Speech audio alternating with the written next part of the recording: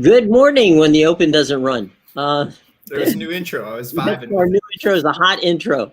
Good Friday. It's Jim Williams. It is Sean Miller. And in the bottom square, it is, of course, Amadeus. Guys, good to see you on a Friday. It's according to all weather reports, the world ends tomorrow. So, it'll be nice to at least get a few more hours in. But seriously, we hope that everyone stays safe. It stays very warm tomorrow because on the east and for most of the country, it's going to be quite a very cold day before Christmas and a cold weekend. So be careful out there. If you don't have to go, stay in and watch stuff with us.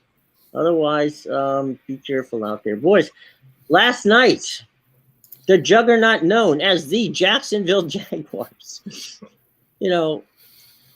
decided to beat the Jets at MetLife, and about halfway through the third quarter, I wasn't sure if the Jets fans were going to turn on their home team and literally, storm the field and change quarterbacks and change coaches right in the middle of the game. It was pretty amazing. Yeah, the Jets are. Zach Wilson were a waste of a second pick. Look, the Jaguars are probably going to make the playoffs at this point. I don't think anybody wants to play them in the playoffs. I think they're a dangerous team. If they win the division, someone's going to have to go there.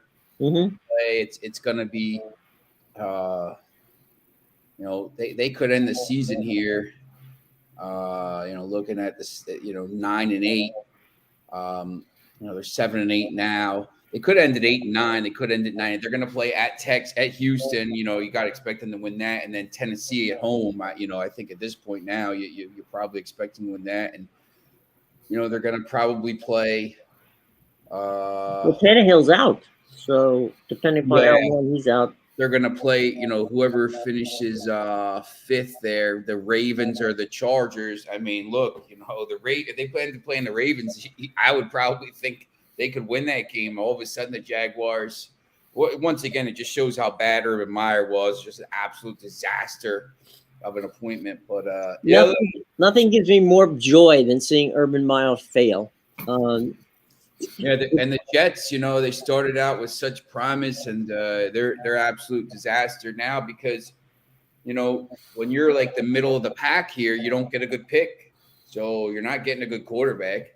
So, well, I was listening to our buddy Ian Eagle last night on the radio call, and Ian was saying, well, it seems like everybody wants Joe Flacco to come in. I'm going, wait a minute.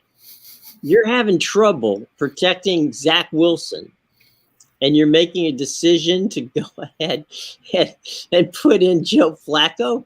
Why don't you just call me? It's like, good God.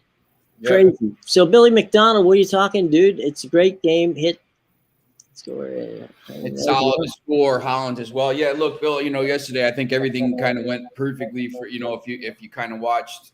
Salah scored. Holland scored. Nunez looks like a donkey again. He's atrocious, and City won the game. So that's interesting. And then here's the. Let me pull up the Carabao Cup. I think maybe they have odds on that already. Let's take a look. EFL Cup. No offense found, of course. Here's the Carabao Cup draw. So you have, I'll present the screen here real quickly. You got Manchester United against Charlton at home. All right, good draw for us. We've become the new Manchester City. We got new owners from Dubai. We're getting all the League One teams in the Pony FC. Manchester City's getting the Premier League teams. Manchester City's got to go to Southampton. Interesting draw for them. That team is young. I'd be interested. That'll be one of the pretty good games. Newcastle against Leicester. Tough draw for Foxy's team there. Let's go. And then the Nottingham Forest Wolves game. which should be pretty interesting. Two teams in the bottom, the two teams in 19th and 20th, but one of them will be in the semifinal. And then the semis are 2 legs now still. So I'm expecting United to beat Charlton and then play, Nottingham Forest or Wolves, while City will play Newcastle in the other semifinal. As we get our mojo back here. So pretty interesting. But yeah, Bill, I think good day for you and basically anybody else that took those games. I think I know Foxy, Amadeus, you had a couple of those plays too. I think, right? Yeah, I said, Man City, you weren't going to get them at a better line than that, and with the lineup Liverpool was going to play, City got the win. It was good there. Heck, we even cashed the Chelsea women's team if you decided to take that. I said it was a mismatch against PSG, minus 110 for them. They won 3-0 at home. Telling you, these women's teams that I'm starting to see the board clearly with them. Wolfsburg. Yeah, 8-2 Wolfsburg if you took them, minus 5.5. Real Madrid 5-1. Yeah, look. I said take the total. It always over if it's a mismatch like that, even if the total's 5. It's not 10 goals in that game. Yep, that's right. Wow. It was and what's going on this weekend, boys? Any from the soccer side? Man, there's not much on Saturday. Get me to Monday. You got Turkish Super League plays. The Scottish Premiership is playing. There's some Belgium today, I think. Yeah, yep. Sunday Turkey plays. So if you want to watch, they'll be on TV. I mean, the Turkish League games are on BN Sports. So most of the teams in Ethiopia play, and Iran, and kind of countries that don't have Christmas as a big part of their day. You'll see, but then Monday is full steam ahead. There's 7 Premier League games. There's 3, 4, 5, 6, 7, 8, 10 championship games, 12 League One games, 12 League Two matches. Everybody in England plays on Boxing Day basically, and then France comes back, Belgium comes back. So next week will be basically wall-to-wall action. On the day on Thursday when there's no Premier League games, there's 3 different windows of La Liga games. There's 3 different windows of League One games, and there's championship games. So you'll have a lot of different stuff to bet. So we'll be back in action next week with the betting show here. Amadeus and I will be back picking games for you, so make sure you tune into those next week. Got some bowl games tonight, guys. The first one is this afternoon. It's Louisiana, and the Raging Cajuns are taking on the folks from Houston in what should be an interesting game. That, for those of you who are interested, is the Independence Bowl, 3 p.m. on ESPN. 6-6 Raging Cajuns, 7-5 Houston. Houston's a team that this year was supposed to be better than 7-5. Unfortunately, they didn't read the memo and ended up at 7-5.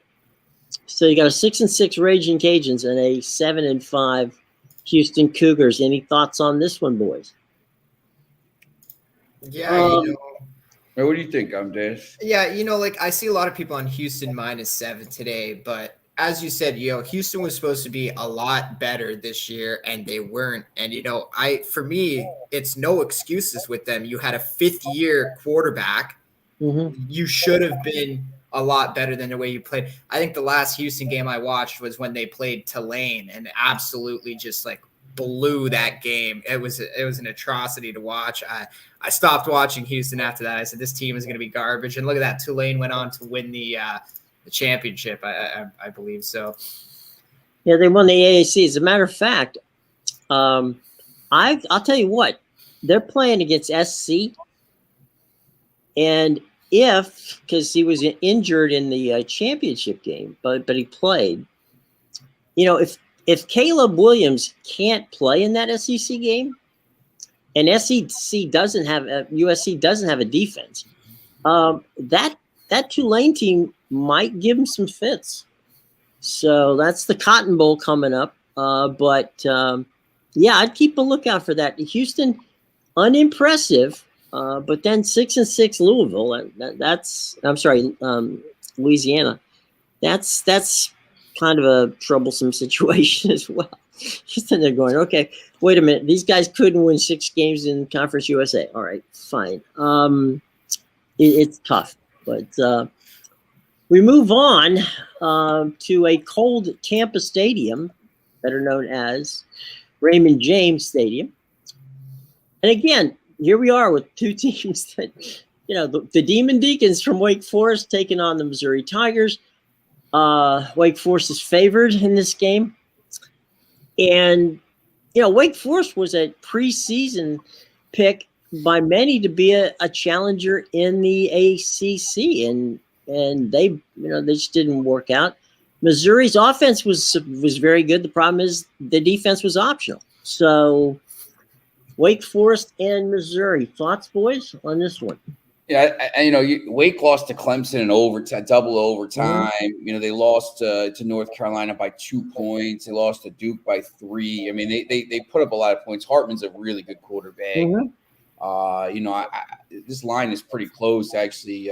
When you look at it, matchup predictor gives Wake a 60% chance to win. In a game like this, I would probably go with the guy. Hartman's clearly going to be able to put up some points, I think. So, I would probably go with the team that could put the points up in these bowl games. I think Wake probably has a chance to maybe end the season on a good note here.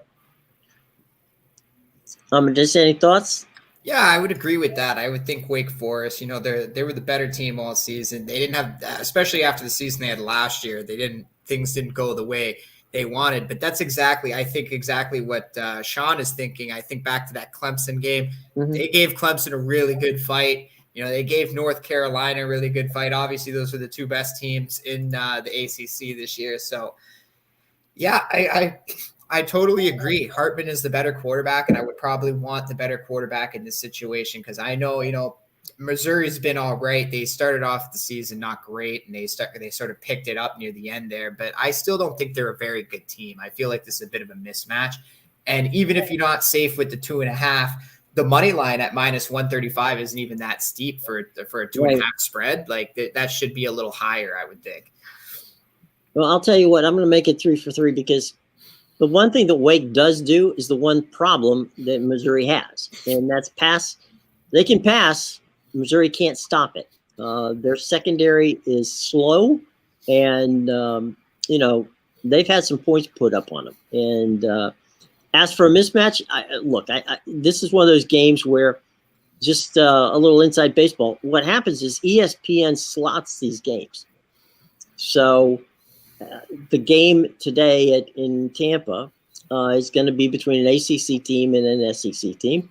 And in this particular case, the ACC team is far better. And you'll see a fine. I'll tell you what, if you want to see offense, I'm pretty sure you're going to see a nice presentation by Wake Forest in what is an early game, 6:30.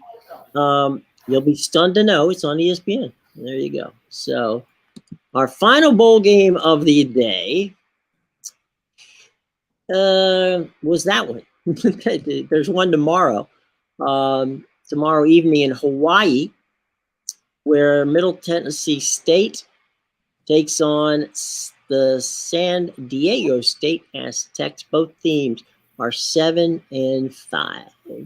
STU is favored to win this one by about a little less than a touchdown. I think this is one of the games I looked at. I'm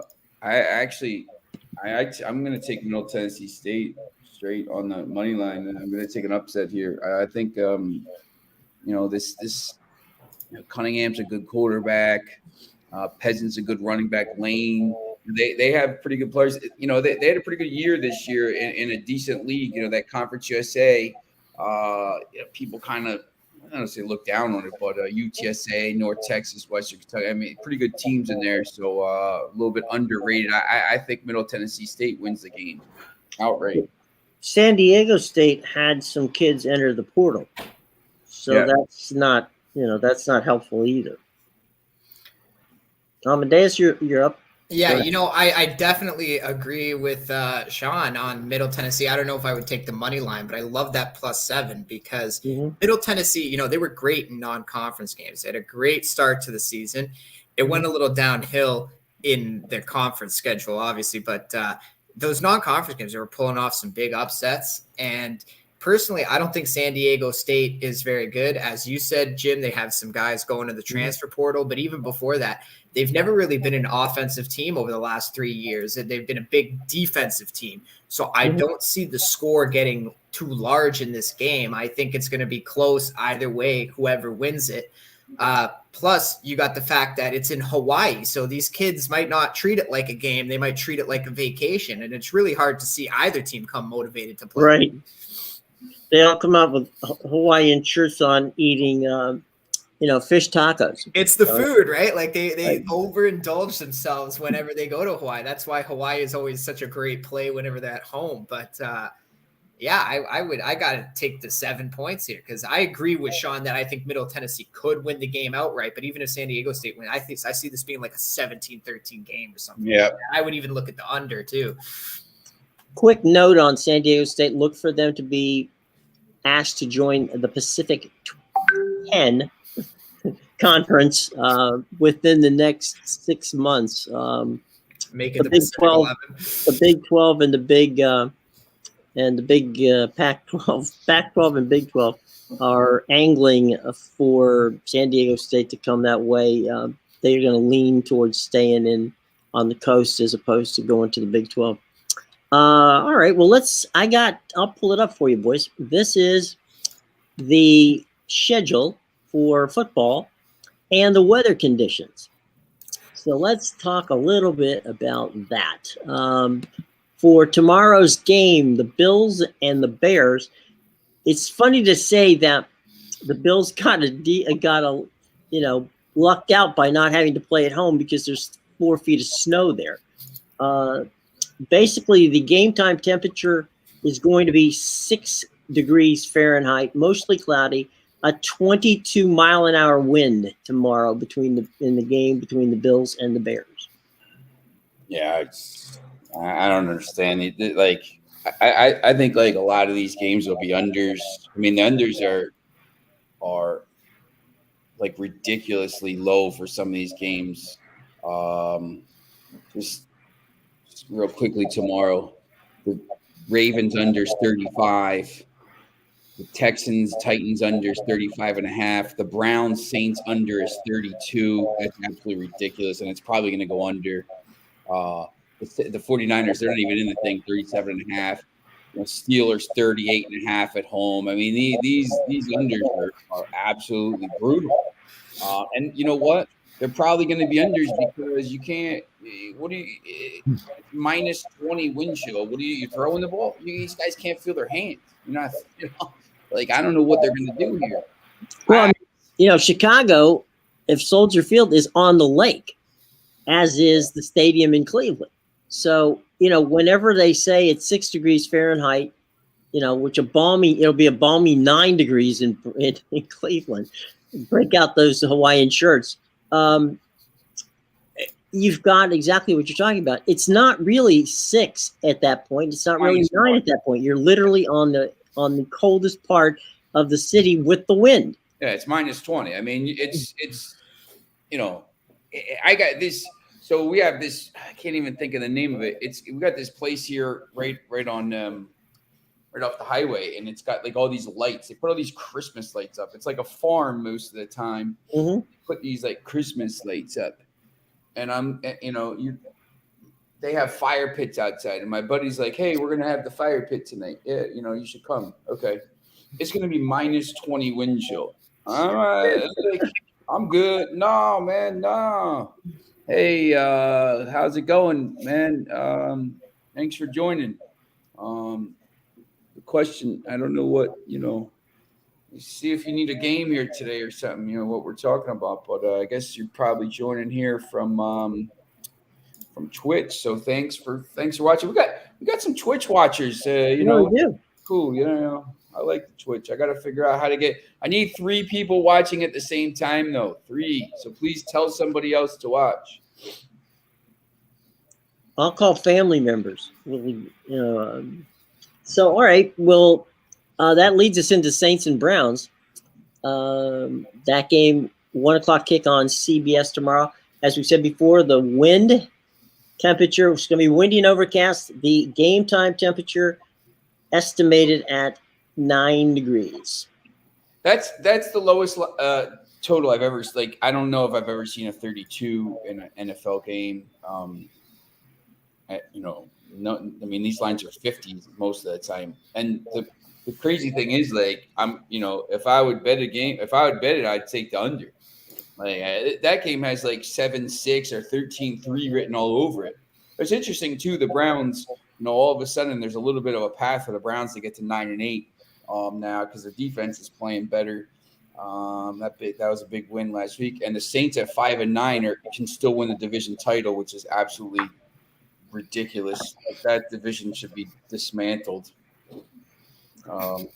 If you win a division at 7-10, that should be immediately like relegation. Yeah. Sorry, next year the division is dismantled and we go again or something like that. Like, and you're gonna get to host the 12-4 Cowboys or something like that. Yeah, I understand it, but the Cowboys in theory should be in the NFC South because they're in the South. So they would have walked that division. If I was Dallas, I'd be like, just put me in that division, please. We'll win it every year. Pretty much. By the way, to me, real quick on the Saints Browns games, it favors the Browns because they like to run the ball anyway. Yeah, Chubb is a little banged up, so I mean he's probably going to play. But they actually have a lot of guys that are listed as questionable that are going to go. Mm-hmm. So yeah, the Browns. This is a big and important one coming up. Houston and the Titans is big for the Titans. They are not going to have, they're going to be without their quarterback, and Ryan Tannehill will not start for the Texans. That game's in Nashville, where so far the highest temperature of the day that we've been talking about. It's going to be 14 there, partly cloudy with an 11 mile an hour wind. And so that one, if the Titans can't win this one, they're in trouble. I would think that Texas is going to see 20 to 25 handoffs to Henry and just let him just carry it. Yeah, this who would want to take the Texans with that? What do they still have one win this year? But the best one-win team in the history of the NFL. It's the best one-win team in the history. Every game is like overtime. I think they've played so many one-score games. I mean, I was talking to somebody. That's a team where if you put a decent, they're going to get, obviously the first pick. Imagine you put Bryce Young or C.J. Stroud on that team, and and then you get a little, high pick with, the next you put somebody there, a wide receiver, something. All of a sudden, that team is one that could maybe jump up next year because they've actually been pretty decent. They're gonna. I actually think they have a chance to beat the Titans here. I think the Titans are in a lot of trouble. It was a 17-10 game the first time. Malik Willis played in the game the first time, but I think the Titans are in trouble. It would be interesting. I think the Texans, because they can win the game and still get the first pick. So I think they're going to get a win here at some point. This could be it. Let's go to one. Seahawks. Go ahead. That's a CBS game. So. Yeah, I was just going to say that the Titans are just limping to the finish line at this point, while the Jaguars are gaining steam. So absolutely, I can see the Titans falling apart in these last 3 games, and the Jaguars taking the division. Got Seahawks and Chiefs. That game's going to be in Kansas City. It's a Fox game. It's a 1:00 game.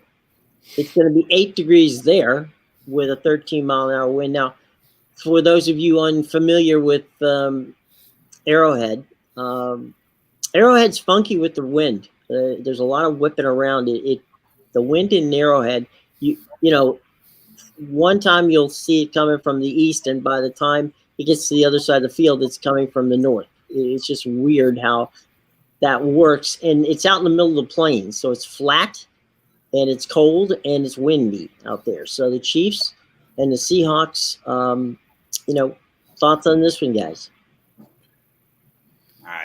Chiefs haven't been covering a lot. They do this a lot, but I think Seattle's another team where they're just kind of winding down here. I know Seattle has to win it, but they're just. I think they're regressing back to the mean here a little bit. The Chiefs have to keep winning because they need to to win out to win the to get the it's interesting because they're the Bills play the Bengals on the last day, and the Bengals already beat the Chiefs, and the Bills already beat the Chiefs.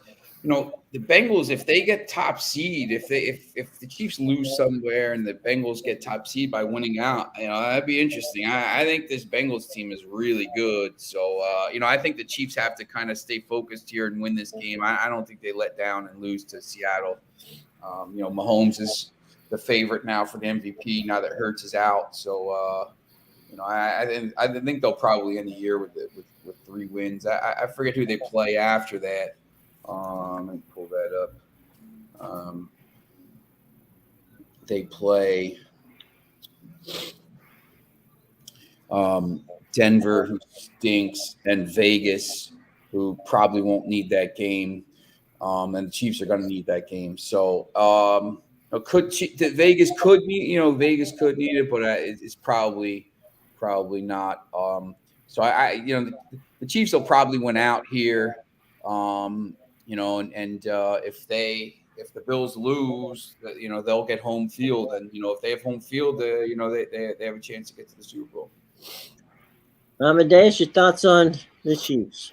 Yeah, the biggest spread on the board this weekend. I'll probably stay away from it. I agree the Chiefs should win. The Seattle, yeah, they're starting to regress. They don't have much of a run game anymore, which is a big issue. But I don't know if I trust the Seattle's going to be desperate in this game. I don't know if I trust the Chiefs to win by 10 points. That just seems like a lot to me. I'll probably just stay off this one. I don't think they cover the spread. Like they they're bad. They're terrible at covering the spread. Really bad at the spread over the. They win a ton of games all the time, but they're not good against the spread. They're just always in close games. Mahomes is always saving them and stuff like this. But and even when they're ahead by a lot, like they take their foot off the gas, and then you start to see like that backdoor cover come in. The other team comes back a bit, and then they're like, "Oh, maybe we need to go put up another touchdown or just kill the clock." Yep. Well, this is kind of traditionally what happens to Andy Reid teams. Andy Reid teams win, but they don't blow anybody out, and I don't expect they're going to blow out the Seahawks despite the inclement weather that they're going to be facing. The next game on the board, boys, is a dome game, and that's the Giants and the Vikings, and that's it's on Fox. It's a 1:00 game. Both teams need this game. Yeah, I think the Giants last week winning that game probably solidified their playoffs. I mean, I think they're going to get in at this point. The Vikings, that was the craziest game I've ever seen. I told this story. I had Justin Jefferson touchdown, Justin Jefferson over 100 yards, Cousins over 255 in the Vikings. So, at halftime, I'm not winning that bet. And I came home from somewhere and put the TV on, and I'm like, they were driving. It was 36-28, and I'm like, man, they're driving to score, and I'm like, man, they're gonna win this game. And I ended up watching the rest of it, and it was like, it was like a throwaway parlay I did. It was one of these things they have on these sites where it's like, oh, we'll give, hey, bet this is what 100 other people are betting. And I'm just, yeah, it looks, I don't know, it looks good. And I ended up winning like $200 on it. And I'm like, man, this is the best $200 I've ever won. I will never win a better $200 than this. Like it was out of control. The only other thing, like if France would have ended up winning the World Cup, I'd probably, down 2-0. I probably would have been like, something like that. But like, it was just crazy. The game was over.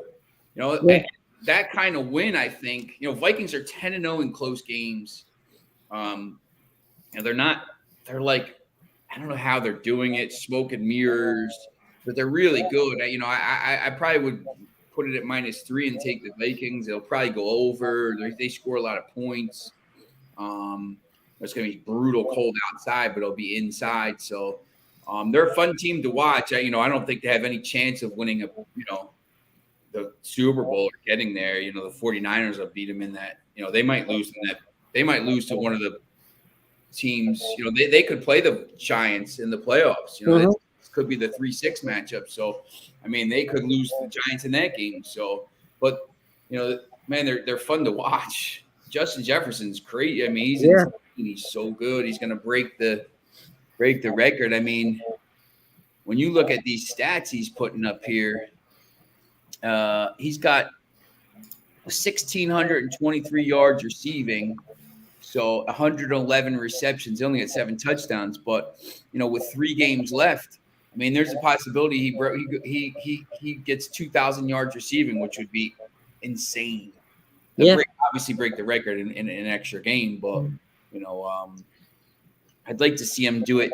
I'd like to see him break the record in 16 games, and then everybody could say, well, 17 games. But if he does it in 16 games, then it doesn't really matter. They can't argue about it. Yeah. If he has, he's going to have he's going to have 2,000 yards receiving, which is absolutely crazy. The Bengals and the Patriots are up next. That's a CBS game. It's going to be at Foxborough, 18 degrees, 13-mile-an-hour wind, and Sean, you're on the Bengals.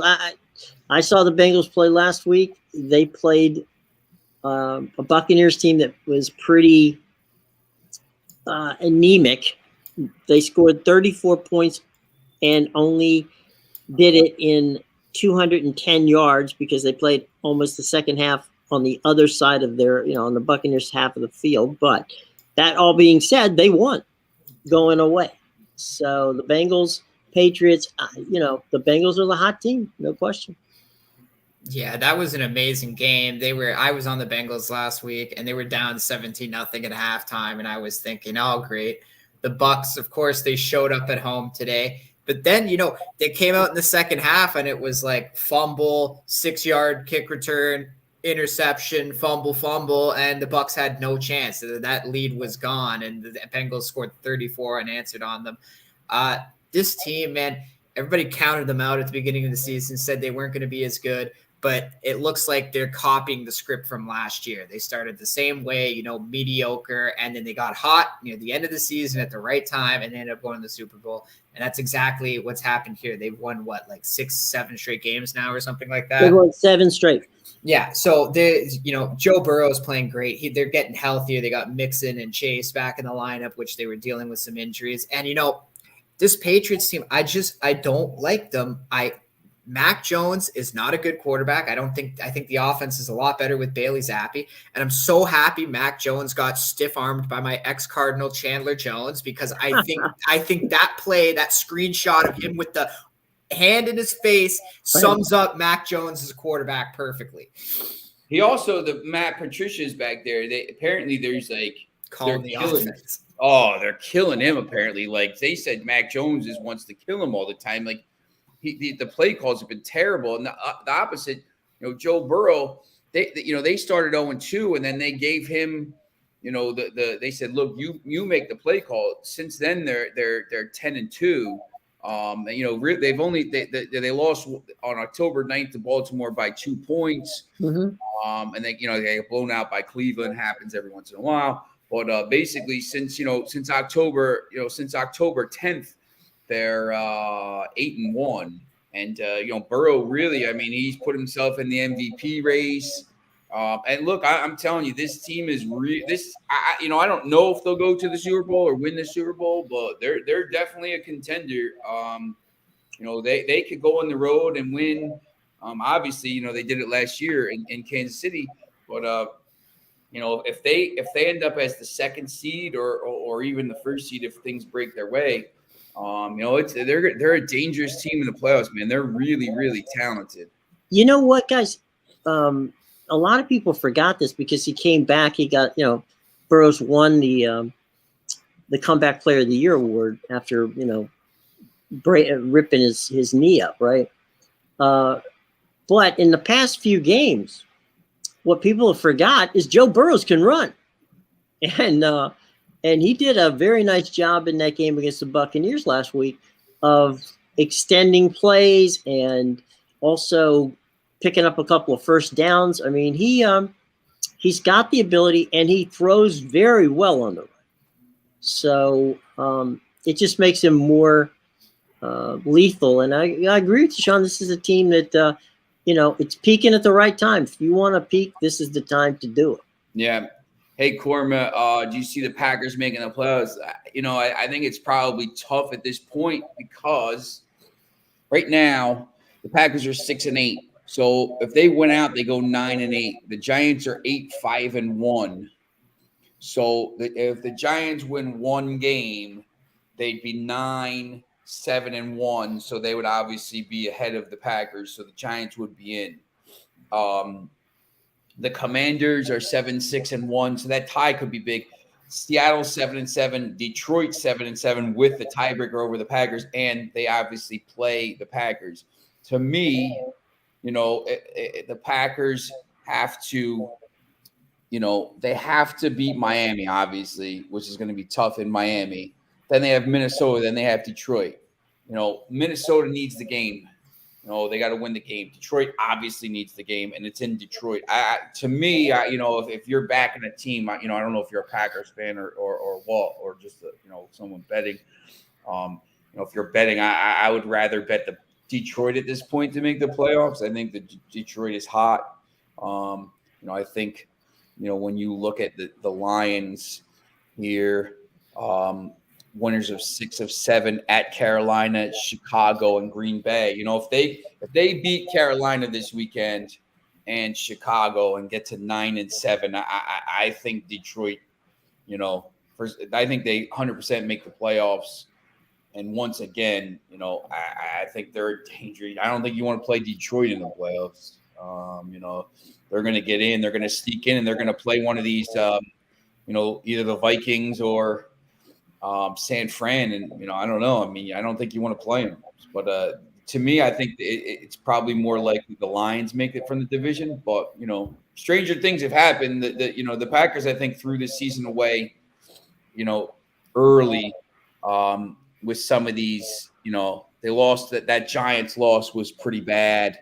The Jets lost. The Washington lost by 2 points. The 15-9 loss to the Lions.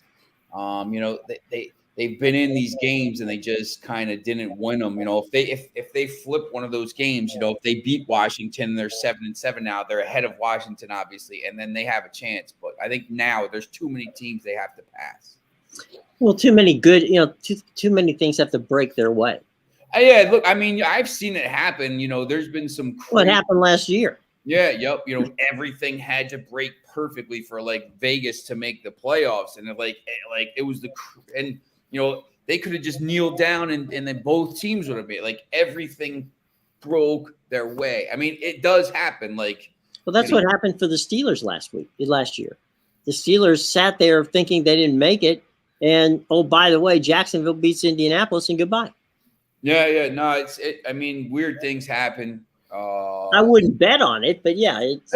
The Packers have to right now, Korma, the Packers, the first thing they have to do is they got to win this weekend. If you don't beat Miami, it doesn't matter. You're out. So you got to win. So if you win this weekend, you're still alive. So when these teams are, outside the playoffs looking in, you can't look down there. You can't think about all that stuff. They just got to. We have to win. I got to win this week. If you win this week, you're still alive, and then stuff happens. And then you win the next week, you're still alive. Stuff happens, and then maybe you have a chance. But you have to take care of business this weekend and not really worry about the other teams are doing, because you can't anyway. I mean, they're going to do what they do. So you can only take care of what you can do. That's, not for nothing. That's a, pretty good life lesson as well. Like, I don't care what other people are doing. Just do what you have to do. And then, stuff will fall your way. Control your own destiny.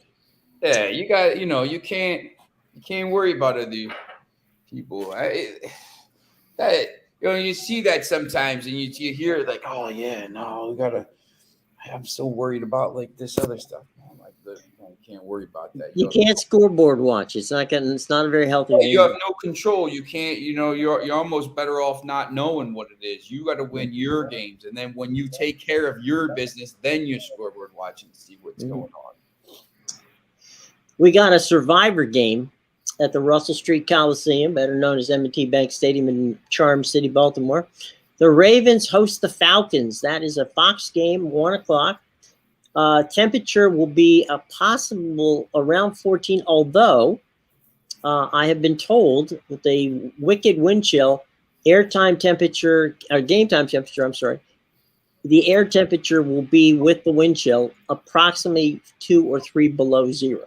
So there's a lot of wind in this game, and another game without Lamar Jackson for the Ravens. So it's Ravens-Falcons. I think the Ravens just got to get in the playoffs and they don't need. They're probably not gonna win the division at this point. They just got to, maybe once again change things out. If Lamar Jackson is healthy, that has to be the priority, because if he's healthy in the playoffs, I don't think you got a chance. At least you got a chance. It doesn't really matter who you play. But if he's not healthy, you have no chance. So, you can't just throw him out there half healthy. You got to just make sure he's 100% or as close to 100% by the time January 16th comes. And then at least maybe you have a chance. But, just if you could somehow if Huntley can get this job done, like the Falcons aren't any good. But they're still, once again in the playoffs race. But, I think, matchup predictor gives them the Ravens an 81% chance to win the game, which is crazy.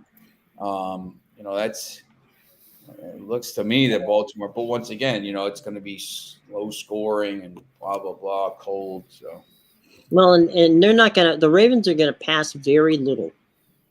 They don't, Hundley, they basically don't let Hundley pass. Yeah, I don't know. Amadeus, you think Falcons have any chance in this game?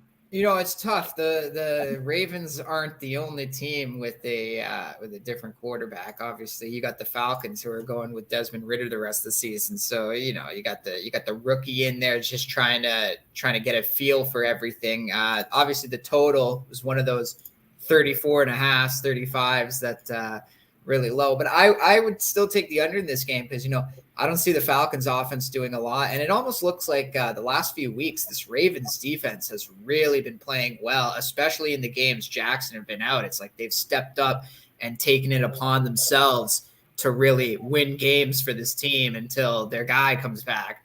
For the last 5 Ravens games, 13-3 win, 10-9 win, 16-14 win, 13-3 loss. This game, there's no chance. You could probably put this over at 20 and it'll probably go under.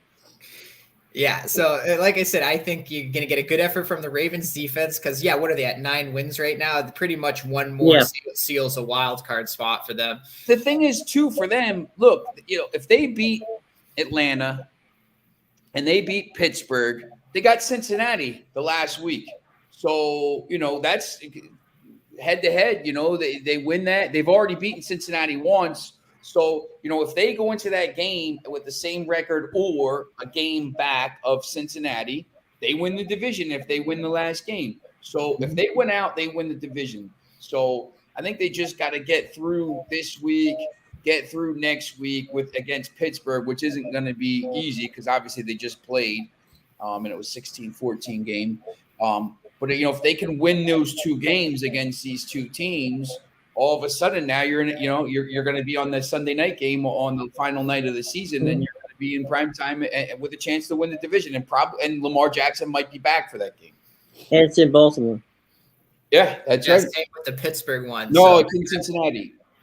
Oh, is it in Cincinnati? Yeah, it's at Cincinnati. Well, the Pittsburgh one, because they won that 16 at home. Yeah, yep. And that was in Pittsburgh, I believe. Yeah, so yeah, they're going to play home. They're going to play home the next 2 weeks. So so they have a good chance of getting to that 11 win mark, and even if they don't win the division, they could lose to Cincinnati and still get in the wild card spot. Yeah, they're going to get in, and once again, they're going to be a dangerous team in the playoffs if Jackson's healthy. If he's not, they won't do anything. Yeah. Well, not for nothing, I do like Desmond Ridder as a quarterback. I just don't think that.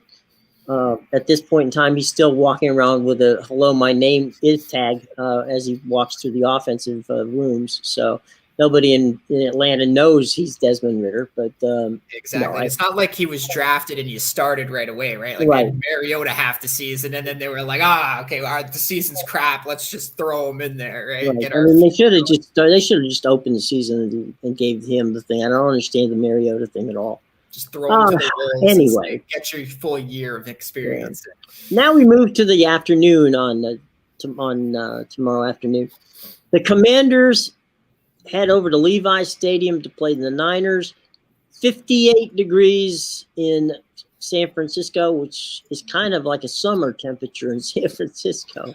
But partly cloudy, 58 on the West Coast. The Commanders have to win. The 49ers continue to play. I don't know if, above their head. Their defense just is getting better and better and better.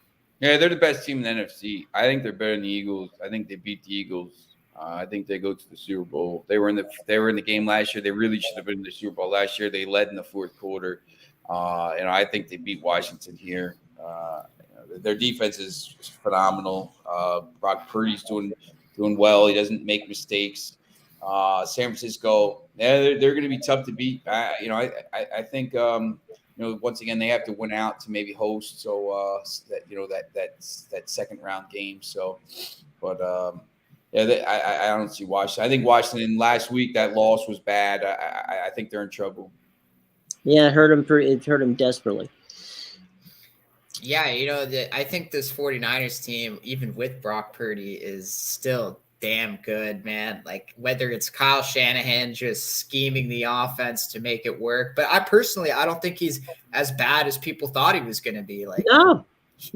He was good at Iowa State, and now he's playing well. He throws the ball really well, and I almost think like he gives the offense that more explosive element they didn't have with Jimmy G. I feel like he can throw the ball downfield more. He's going to be their. I think he may end up being their quarterback next. He's their future, absolutely. Yeah, I think so, 100%. I mean, and he's one of these guys. He took the chance when he got it, and he just doesn't make mistakes. He's Jimmy G, but I think a little bit more. He's got a stronger arm. Yeah, he's a little more explosive. Exactly. But here's the thing, if they end up, maybe they trade Lance now or something like that, because probably someone will take Lance. They will take him. Kyler sucks. Yeah, like if they keep Purdy and Jimmy G, it's kind of the same kind of quarterback there. But look, he was the last pick in the draft, and he may end up being in the Super Bowl. Mr. Irrelevant has become very relevant. And the 49ers definitely win this game because, Kittle was on the Manning cast. So what's the stat? Every time a player goes on the Manning cast this season, the team wins the next week. So there you go. George Kittle is a phenomenal tight end. I mean, he's a beast. He's like a Travis Kelce. He doesn't get enough respect because he's always injured, but absolutely when he's healthy and on the field, he's like Travis Kelce. They're like the same tight end, basically. No, he's you don't want to be around him. Now, the 4:25 game on Fox happens to be down the street from you, Mr. Miller. The Cowboys. Oh no, I'm sorry. It's in Dallas. I apologize. In Dallas, yeah. The Eagles and the Cowboys play. Gardner Minshew under center for the Eagles in a game at Jerry World. Yeah, I think Dallas 44 degrees, by the way, for those. Yeah, I think Dallas probably wins the game. They needed a little bit. I mean, the Eagles are going to win the division and they're going to be the top seed. So, I think they need Jalen Hurts not hurt. They need him healthy.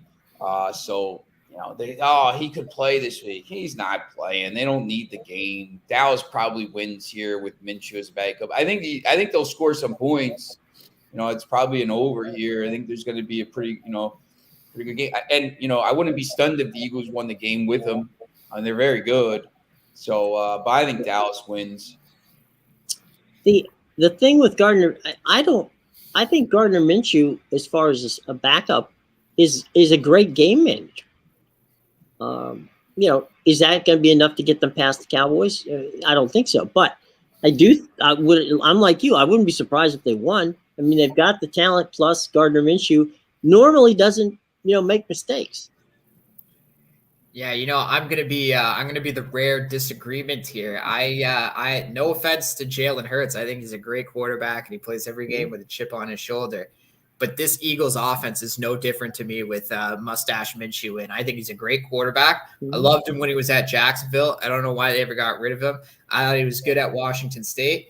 This Mustache Minshew, I'm telling you, he's going to come in and he's going to make every second of his chance count while he's on the field, because even though he knows Jalen Hurts is the future of the Eagles, he's going to take this as an opportunity to show somebody else, like maybe my Cardinals, I can be a starter in this league. So I like Mustache Minshew, and I think they can even upset the Cowboys easily with him as the quarterback. The one thing, I talked to Bill Cowher at one point about Gardner Minshew, and he said the one thing that I can tell you about Gardner Minshew is that he may not be able to win you a game personally, but he's not going to lose you a game. And from Cowher, that's kind of high praise. You don't get a lot of, he's a defensive guy. He doesn't talk offense often, but look, that just proves the fact that Minshew, as we said before, all three of us have said, Minshew's not a bad guy. And with that Eagles offense, I mean, he's driving the Ferrari, and we'll see if they can take it on the road.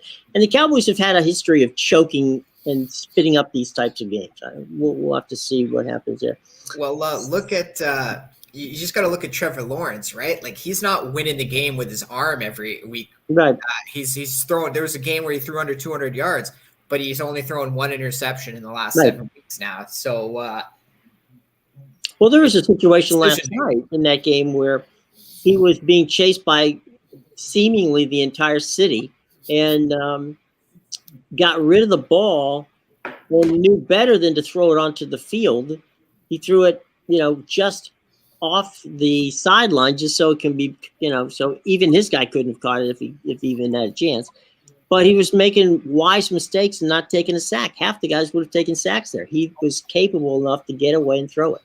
So, yeah, nothing better with that. But the bittersweet game in Pittsburgh, where it will be 13 degrees, and I don't believe that for a minute. It's going to be colder than that.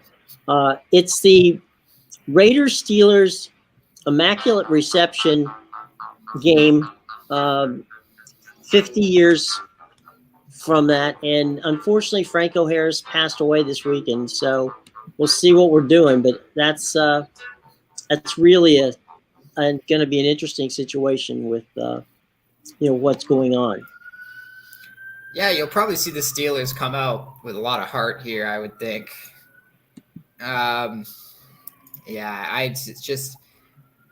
I don't know with this team. Is it going to be Trubisky or Kenny Pickett starting this week? My understanding is Kenny Pickett's going to start. Kenny Pickett, okay. So, yeah, I definitely think the Steelers' offense is a lot better with Kenny Pickett. Nothing against Trubisky, but the few times he's come in this year, they've dropped off a little. This Raiders team, man, there's such after that win, they'll probably have a lot of confidence after that win last week, but they were trailing late in that game. They're such a weird team, so wishy-washy. I don't know. If I were to bet this game, with the Steelers. I don't know if I would take the 2.5 though. I think maybe the money line would be a safer play because this could end up being a 1-point game. I think I'd take Vegas here. Vegas is terrible on the road, but I don't know. 2-6 on the road, but I just think I'd take Vegas. I don't know. I just such a yucky Sunday night game. Like I don't want to sit there and watch this after Carrie Underwood. I'll probably just watch Carrie Underwood and shut the TV off. Well, there's the NBA games are pretty good that night, so maybe I don't know. Yeah, if you don't want to, you can watch that. To be honest, I'll probably be asleep because I got to get up early because the Premier League's on Monday morning. So I gotta be up early for that. So let's blow through these Christmas Day games. Packers Dolphins 1:00 Fox. 4:30 game is the Broncos and the Rams, and then the night game, the aforementioned Buccaneers and Cardinals game on NBC, and Monday night's the Chargers and the Colts. I have no interest in any of those games, to be honest. Yeah. Like, I don't know. My Cardinals suck. They're going to be playing their, Trace McSorley, third-string quarterback. I mean, I guess what is Colt McCoy not playing? No, he's out. It's going to be Trace McSorley. Oh, man. You know what?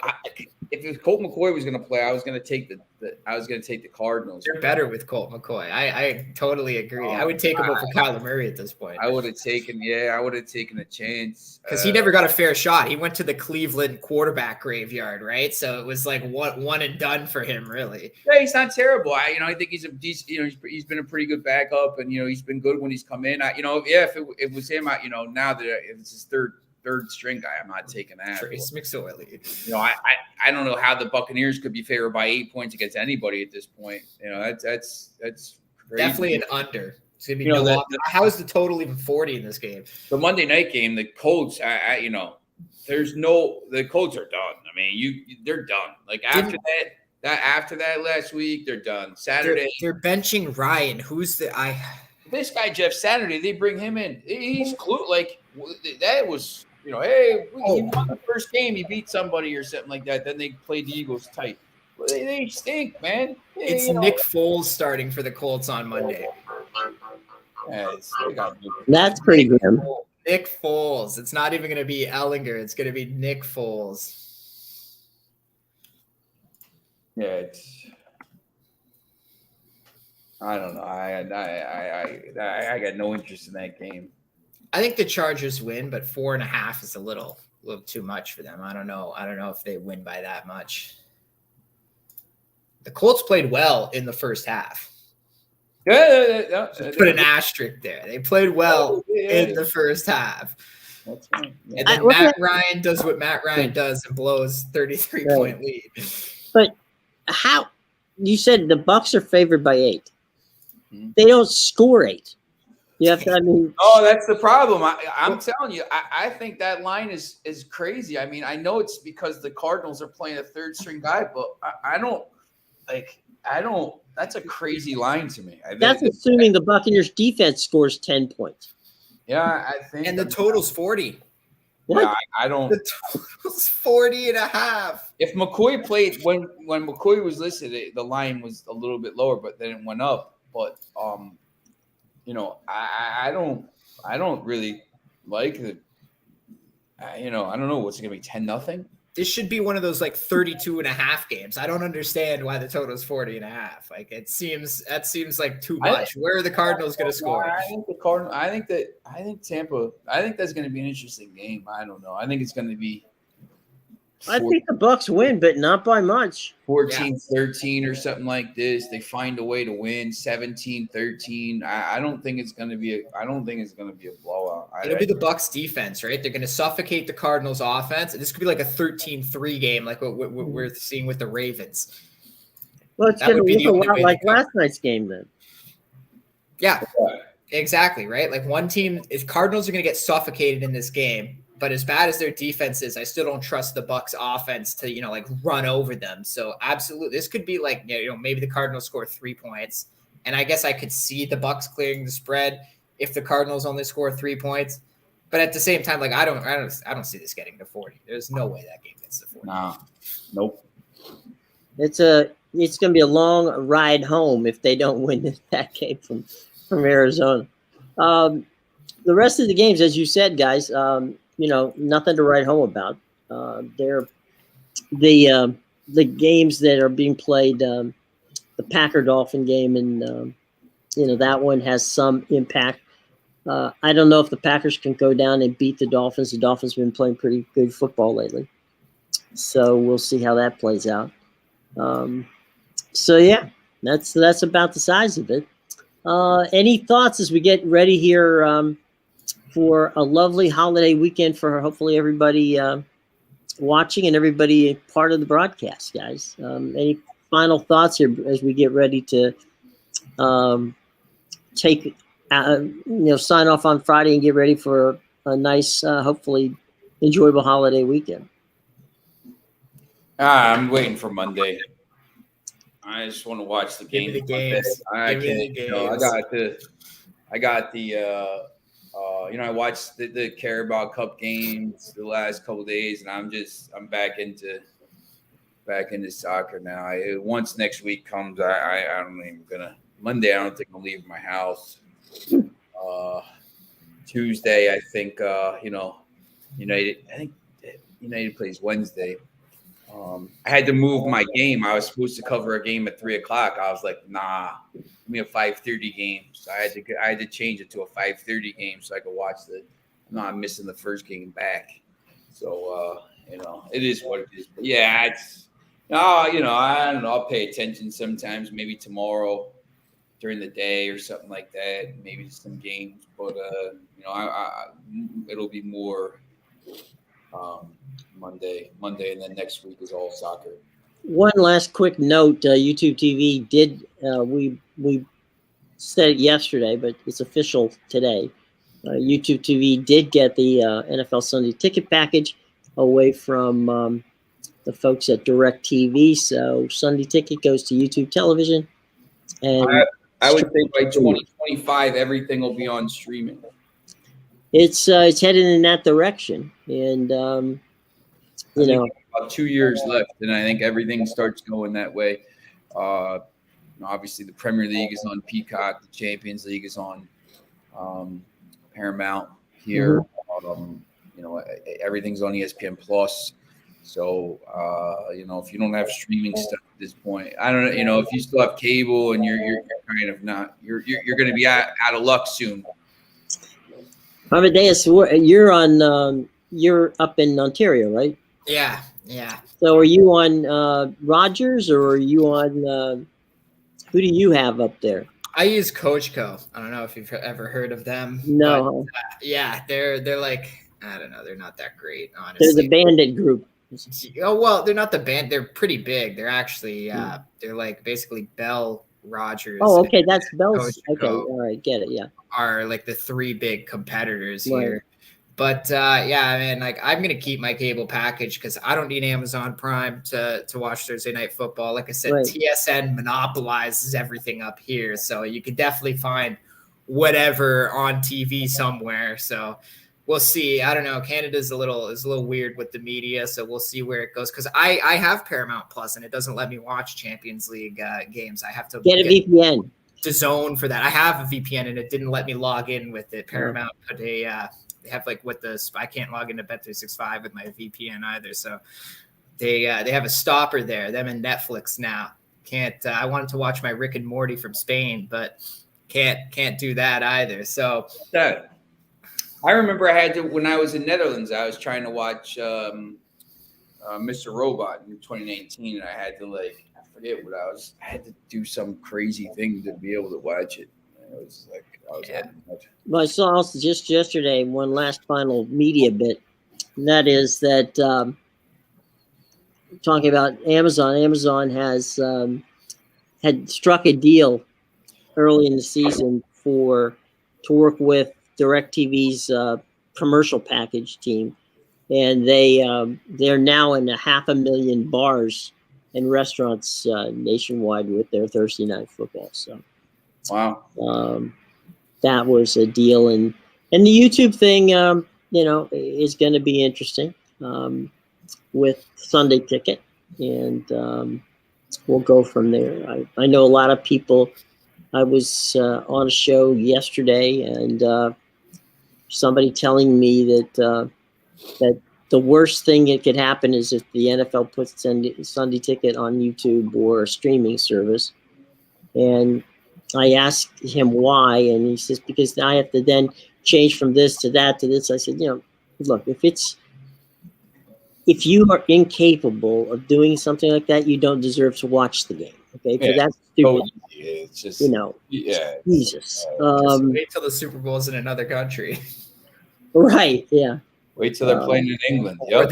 Or the NBA gives Mexico a basketball team, which Adam Silver's talking about. So, well, I remember David Stern telling us once that he wouldn't mind having NBA teams in Paris, in London, and in a few other cities.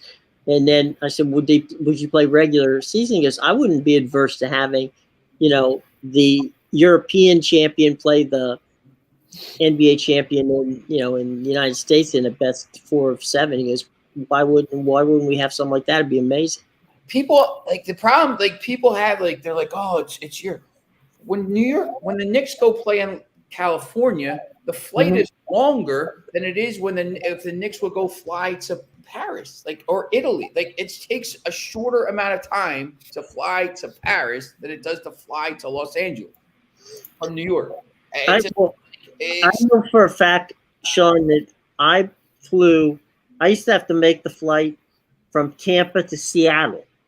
Okay. Hey, it's brutal. I could get from Tampa to Paris and still have 2 hours. It takes 6 hours to fly from here to Lisbon because of the jet stream. It takes 8 hours to fly the other way because you're going against the jet stream. So to fly to Los Angeles is an 8-hour flight.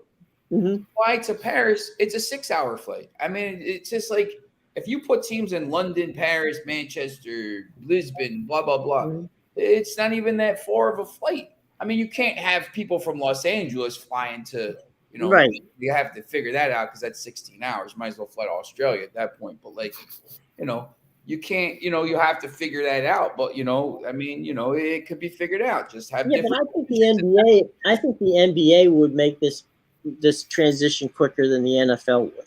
Yes. Well, it's already set up in Europe for basketball because they have, the FIBA leagues, they have Champions League, stuff like that. If they wanted to put a division for football in England like Goodell wants to do, you literally have to start from scratch because they have other sports there, right? They have they're more into the cricket, the rugby type. You would also have to end up with expansion teams. And so, you're going to not only give them football, but you could give them subpar football to start with, which was the problem that they lost when they did NFL Europe. That was a problem. People in Europe wanted to see football, but they didn't want to see crappy football. So anyway, they want to see Brady and Rodgers, not right. They don't want to see these guys play. 6-stringer turned into starter. Right. So, all right, boys and girls. Any final words? Just a happy holiday to you guys, and hope that you have an enjoyable time, and that the families are all safe and enjoy their holiday season. To all of our wonderful viewers, thanks for making our lives a lot of fun, and we'll catch you on Monday. And Sean will be amped and ready, and by 9:00 on Monday morning, he will have his. Will you be wearing your scarf, Sean, or you'll be just hanging out? We don't play till Tuesday. So you don't play till Tuesday? Okay. Yeah. So you'll just be you'll get your you'll have your coffee and your food and everything ready for the entire days of worth of soccer. That's right. All right, cool. Well, we'll get plenty of chance to talk about what's going to happen on the next 2 days, on Boxing Day and the day after. So very cool. Guys, have a great and a safe holiday, and we will see you on Monday. Don't go anywhere, boys and girls. We'll see you on Monday.